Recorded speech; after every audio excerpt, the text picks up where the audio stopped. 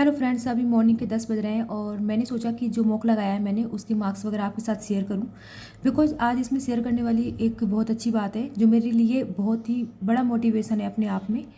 आप मार्क्स देख सकते हैं, मैंने गाइडली का ही मॉक नंबर 3 लगाया था, जैसा मैं अल्टरनेटिव में लगाती हूँ, एक दिन एसके का और एक दिन गाइडली का। ठीक है, मार्क्स आप देख सकते हैं, इसमें मेरे 75 आए हैं। ठीक है, अब इसमें आपको बताती हूँ मेरे इंग्लिश के मार्क्स, जिसके लिए मैं आपको ये देखिए इंग्लिश में आपको मैं दिखाऊं। देखिए, आप देख सकते हैं ये इंग्लिश का सेक्शन ओपन हुआ है और इसमें पूरे ग्रीन ग्रीन दिख रहे हैं।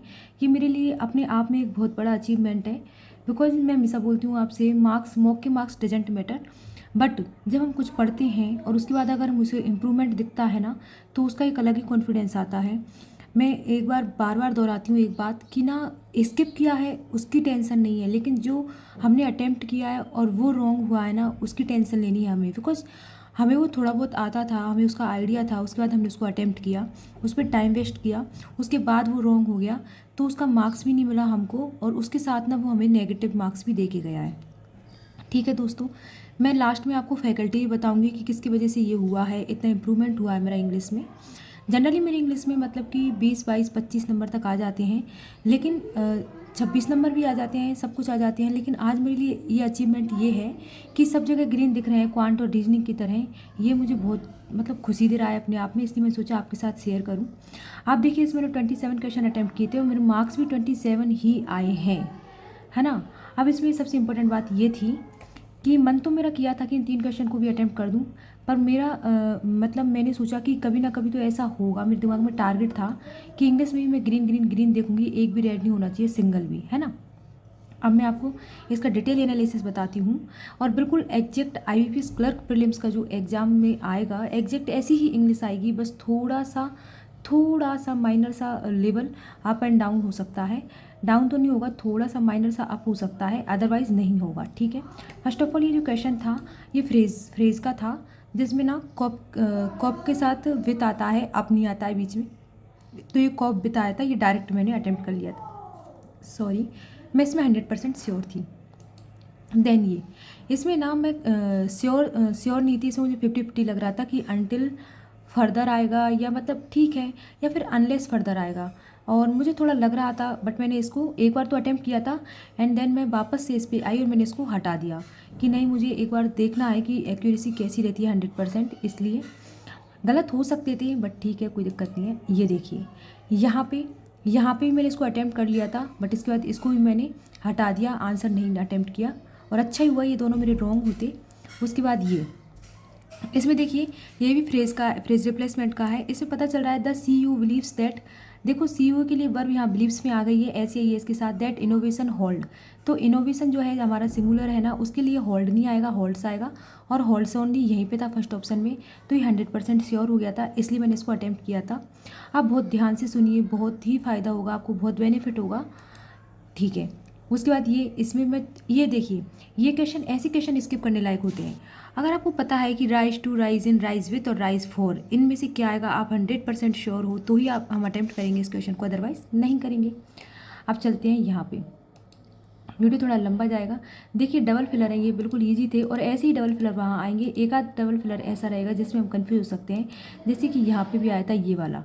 इसमें ना चेयरफुल, अब इसमें लिखा हुआ था the air making everyone feel instantly hungry. पीछे जो ऑप्शन ब्लैंक है ना, उसमें तो ऐसा लग रहा है जैसे कि हंगरी आएगा, बट मैंने सोचा कि फर्स्ट वाले में the aroma of freshly baked bread seem to vanish नहीं आएगा, इसलिए मैंने सेकंड वाला लगाया। ठीक है, हमारे पास रीज़न होना चाहिए कि हम क्यों हटा रहे हैं इस क्वेश्चन को। एंड देन ये क्लोज टेस्ट था। आप देखिए, इसमें ना सबसे पहले आप पढ़ेंगे ना इसे, तो आप देखिए, मैं एकदम डिटेल में बता रही हूँ आपको, थोड़ा लंबा वीडियो हो सकता है।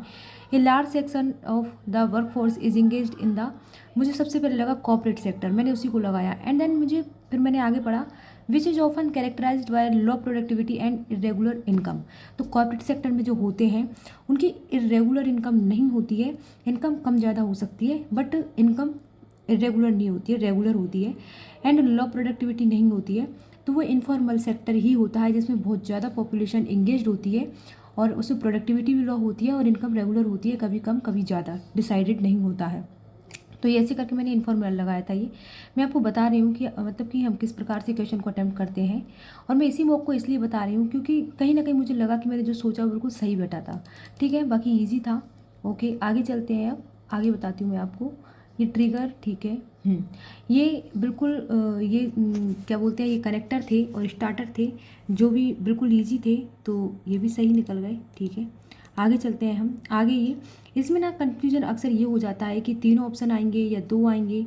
देखिए जैसे कि मैं आपको ये वाले, है ना, और ये वाला, इसमें ए एफ बी और ए एफ दो जगह आ रहा है, तो फिर हम बी ई और सी डी में से एक एलिमिनेट करना था हमको। ऐसे करके आगे चलते हैं। आगे हमारे पास ये आया था, लास्ट आर सी था एंड देन उसके बाद टोटल लास्ट तक आर सी ही था। तो दोस्तों मैंने एकदम डिटेल में ये बता दिया है आपको। अब मैं आपको फैकल्टी बताती हूँ। मैं पहले किसी और से पढ़ती थी, मैंने रिग्रेसली 1 साल तक फॉलो किया था उस फैकल्टी को। बट देखो सबका एक अलग अलग ट्यूनिंग होता है, मेरा उन फैकल्टी से ट्यूनिंग नहीं बैठा है। मैं आपको नाम नहीं बताऊँगी उनका, है ना। फिर उसके बाद मैंने यूट्यूब पर सर्च किया, मेरा जब नेक्स्ट सेशन स्टार्ट हुआ था ये एग्ज़ाम्स का, उससे 3 महीने पहले, कि मुझे फैकल्टी चेंज करनी चाहिए क्योंकि मेरा क्वांट में कौशिक मोहिती सर से पढ़ रही हूँ, इंप्रूवमेंट हो रहा है। रीजनिंग में भी इंप्रूवमेंट हुआ, लेकिन इंग्लिश से मेरा कोई इंप्रूवमेंट नहीं हो रहा है। मैं चीज़ों को सिर्फ रटती जा रही हूँ, वोकैब को रटती जा रही हूँ। उसके बाद मुझे वाईटी पर वरुण चित्रा सर मिले। उनका एक चैनल है study quick with Varun Chitra करके है, study quick with Varun Chitra. And वो लर्निंग कैप्सूल पर भी पढ़ाते हैं हर्षल सर के साथ। मैं बार बार मेरी वीडियो में आप उन्हीं का नाम सुनोगे बार बार। और ये आज मेरे इसमें मार्क्स आया है ना, ये फ्रेज रिप्लेसमेंट में अगर ये 2 मेरे सही हुए हैं तो उन्हीं की वजह से सही हुए हैं। और ये इन्फॉर्मल सेक्टर में इतना मैं सोच पाई ना, तो वो भी सर की वजह से कि हाँ भैया इन्फॉर्मल सेक्टर आएगा, सॉरी क्लोज टेस्ट में। मैं बताती हूँ आपको, यहाँ पे इन्फॉर्मल आएगा। अदरवाइज मैं इसको कॉपरेट ही लगाती हुई तो सोच ही नहीं पाती।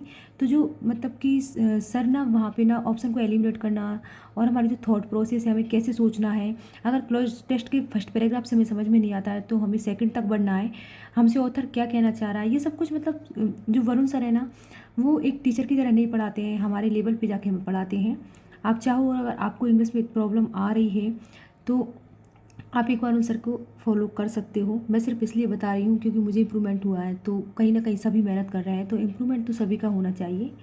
बस दोस्तों अभी के लिए इतना ही है, बाकी मैं दिन भर में जितने भी मॉक्स लगाऊंगी उनके मार्क्स मैं आपको एट द एंड शेयर कर दूँगी। Thank you.